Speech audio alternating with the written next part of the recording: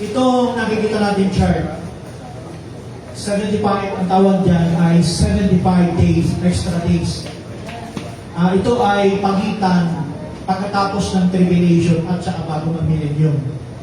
So, nakasulat yan sa Book of Daniel, chapter 12. I think verse 11 yun, hanggang verse 12.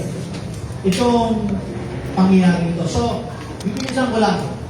Itong nakikita ninyo, unang part, bumababa si Kristo kasama ng angel, kasama ang bride, and the host of angelic, lahat ng host of angelic in the realm of heavenly places. Bumababa si Kristo kasama lahat. In other words, pag lumabas si Kristo, walang mapitira doon sa tabernacle. Old Testament, New Testament, even the host of angelic being, lahat sila ay kasamang bababa, lalabas doon sa tabernacle. Kaya, yan yung 7C.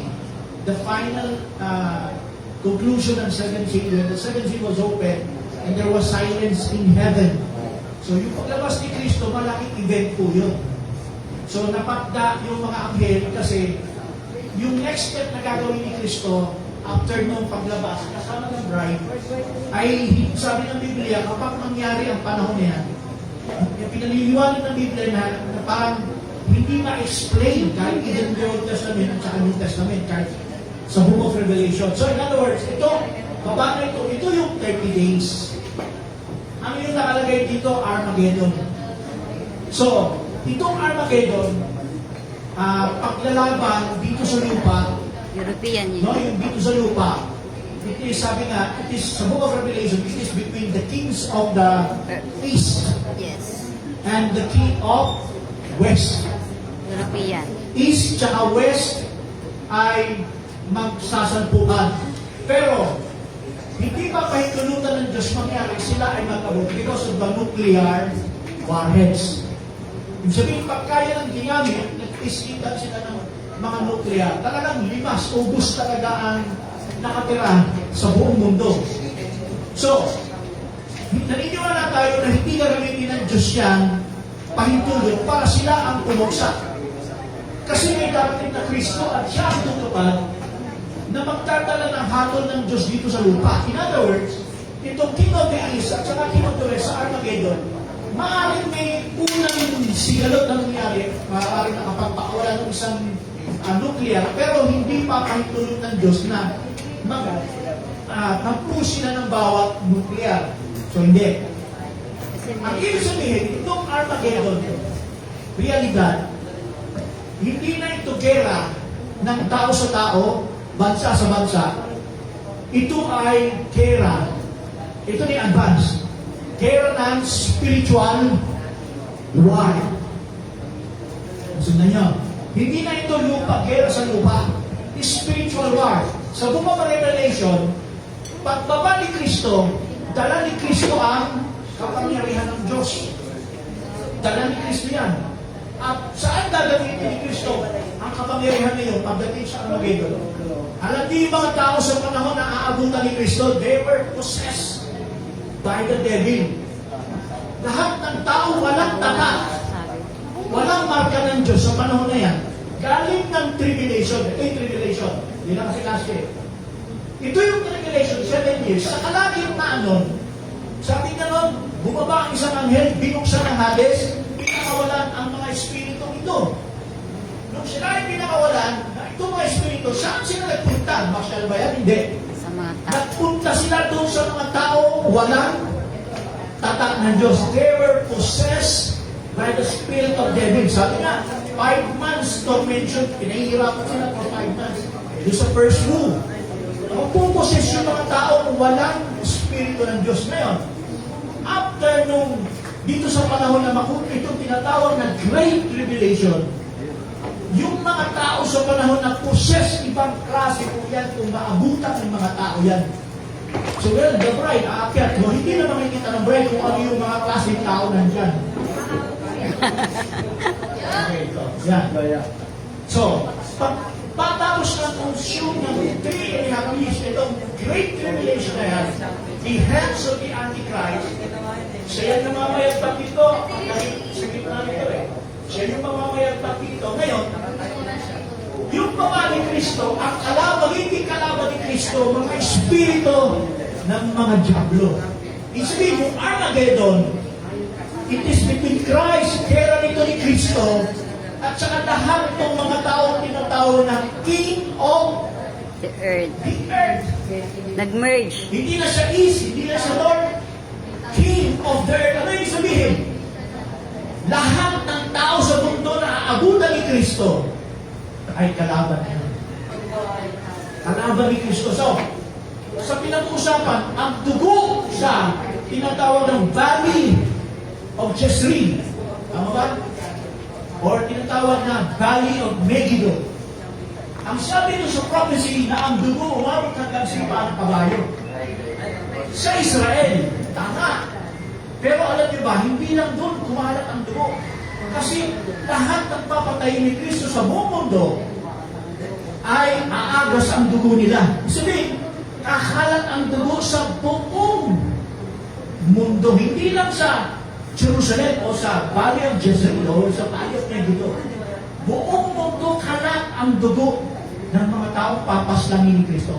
Nakasulat sa Book of Revelation chapter 1, verse 7, sabi, bumababa si Kristo, sabi ka lang, tabunan niyo kami, hindi namin kayang harapin. Sino raw yun? Ang galit ng Kordero. Ibig sabihin, may nakakilala sa kanya.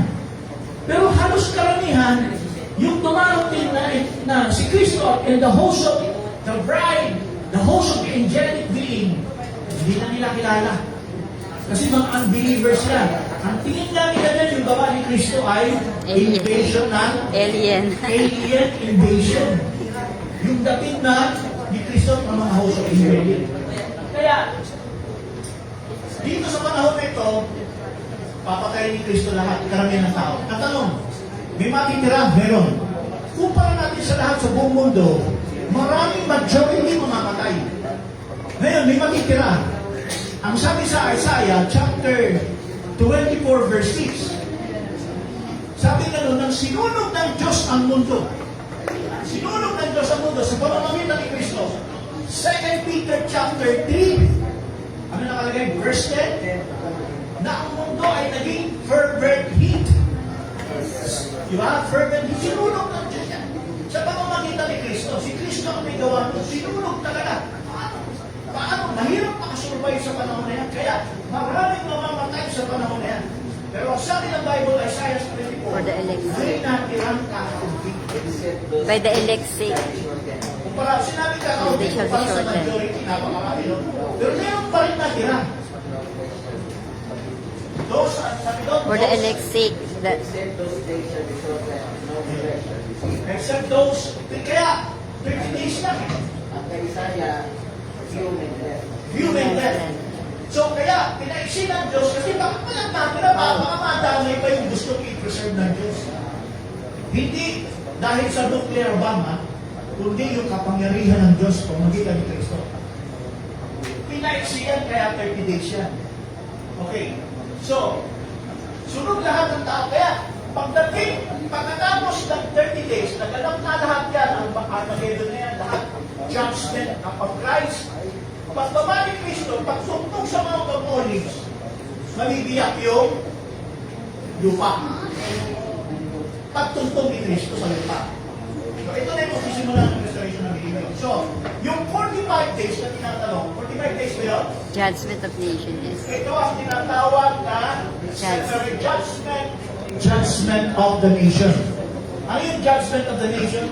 Kasi yung mga tao nakasurvive eh. Pero, hindi sila karapat-dapat nabuhay doon sa milenyo. Kaya sabi sa parables, Matthew chapter 25 ba yun? Nagkaroon ng tinatawag na judgment, ano yung Matthew? Judgment of the nation. Separation from the sheep And the and the goat. goats. So, hindi ko na alam kung kanan, kaliwa. Basta yung goats. O yun ang kanan sheep. Sabi ka nun, sige, pumasok kayo sa hinanda ng aking ama. Pero yung goats, papasok din sana, pero hindi, sabi ni Kristo. Papatayin sila. So, pinatay sila doon sa part ng 45 days. Pinatay, sabi, akala nila, ay, sa wakas, nakaligtas ka na, hindi. papatayin din sila ni Kristo. Doon sa loob ng 45 days. So, patay sila, patay yun. Ang tanging makakapasok lang sa Millennium ay ang mga sheep. Ngayon, dito sa panahon na nakapasok na, si Kristo nasa loob na ng templo. Nakaupo na siya. Nag-i-start na dyan ang tinatawag na cleansing. Siyempre, hindi pwede pumasok si Kristo na hindi nilinis ng yan. Nilinisin ni Kristo, nilinisin ng Antikristo sa kanyang tribulation eh. Kaya bago upo si Kristo dyan, nilinisin niya. Then, pag upo ni Kristo, yun na yung judgment. Within 45 days, nagaganap yung paghabol niya. So, ito yung events na 75 extra days. This is Armageddon for 30 days. Ito yung wrath of God. Ito yung the Lord, ano tinatawag na The Lord's Day.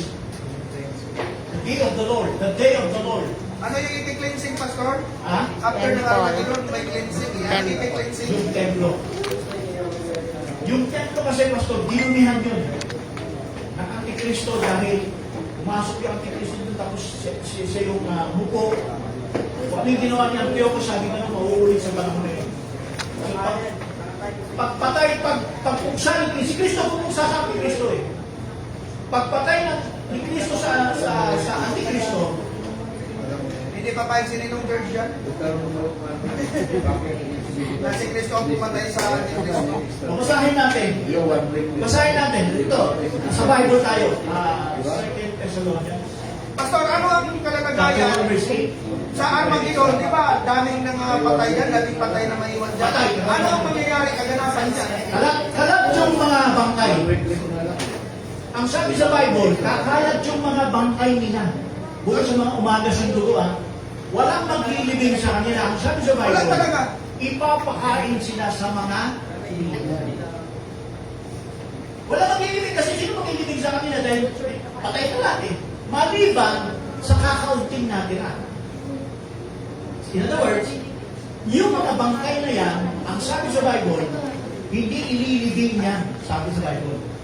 Ang kwento ng Biblia, sila ay ipapakain sa mga... Hayaan lang sila dyan nakahandusin sa labas. Oo. Papakain din sila sa ibon. Ang daming tao yan. Buong daigdig ba yan? Buong mundo na ba yan? Buong mundo yan. Hindi yan Jerusalem na. Yung Armageddon, it's not only for the Jerusalem. It is a worldwide war. Hindi na to gera ng bansa sa bansa. Sabi ko kanina, gera ito ni Kristo, dala ang presensya ng Diyos at laban dun sa mga demon spirit na nandun sa bansa. Joanna. That's really the Armageddon. So, ngayon, yung cleansing dyan, bago pagtapos ng Armageddon, kasi tatapusin yung 30 days eh. Pagkatapos ng 30 days, saka magaganap yung third temple na narumihan ng Antikristo, ay ipoproseso ito iniisip bago kukuha ng Kristo. So, yun lang. Wala nang clarification? Ano yung papatay? Yun. Second test, makiba, ano natin? Joshua, pakiyan mo. Ito, fruit, na hindi siya papatayin ng 10 horns. Hindi 10 horns ang papatay sa Antikristo, sa beast. Beast din kasi yung horns eh. Eh, beast din yung Antichrist, beast din yan. Pero hindi ang papatay dyan ang 10 horns. Ang papatay sa kanya, if we preserve ang buhay niya, dahil si Kristo ang papatay pagdating niya. 2 Thessalonians chapter 2, verse 8. Tingnan natin. Sundan niyo ha. Ito, basahin natin. 2 Thessalonians chapter 2, verse 8. Okay. And then shall the wicked be revealed. And then the wicked shall be revealed, whom the Lord shall consume with the spirit of his mouth, and shall destroy with the brightness of his coming. Sino yun? Nasa yung Antichrist? Sino yung wicked? Oh? Yung wicked shall be revealed. Hindi ba yun man of sin? Sabi sa 2 Thessalonians chapter 2, verse 7 na tayo.